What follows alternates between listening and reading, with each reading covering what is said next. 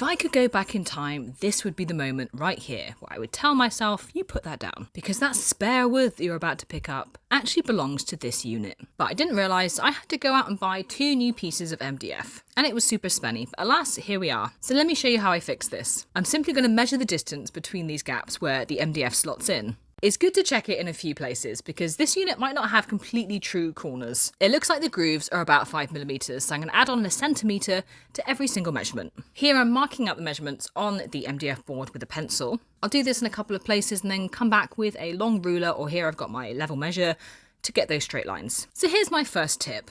Make sure your workbench is locked in place. Mine has casters on the bottom that mean I can move this around, but I forgot to lower the table, so that's why you saw the piece of work just running away from me. My second bit of advice is to make sure your clamp isn't in the way of your saw. The number of times I've done this where I'm convinced it's going to be out of the way and it's just not. You'll notice that I'm wearing a mask here. MDF dust is so horrible on your lungs. You definitely want to be wearing a mask for cutting materials like this. One of my favourite things to avoid the dust is just to have my vacuum near where I'm working. But you can also get some tools where you can attach your vacuum directly onto the unit. This saves so much dust from getting in the air. To slide these new bits of MDF into this unit, I'm just going to take the front off and hope that's all I have to take apart. My office is so small and this was actually really tricky to do. And every single time that I tried to slide these pieces in, the other one would pop out. This is just one of those jobs that really feel like it's a 2-person job.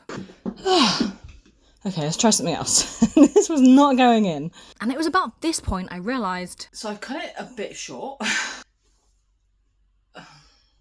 I'd estimated that these were about 5mm deep, but they're actually quite a lot deeper than that. So these are coming up short. But I can fix this. This might seem a little bit extreme, but I'm just going to shave off the edge of the actual drawer itself to make the drawer a little bit smaller. This happens. It's fine. We can sort it. I always say that I measure twice, cut once. I measure once at the start to see how long it should be. I cut it, and then I measure it again to check why it doesn't fit.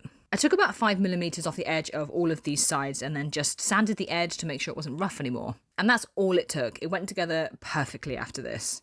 And if I'd have thought about this when putting it together, I probably would have put those boards the other side up so I didn't have those labels showing. But it fits, and that is what I wanted.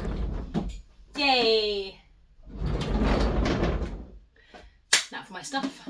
This sofa is actually a sofa bed, and this is my guest room. So what I'm hiding in here is the spare duvet and the spare pillows. This duvet is so chunky, and so I took some extra measures to make sure that it would fit.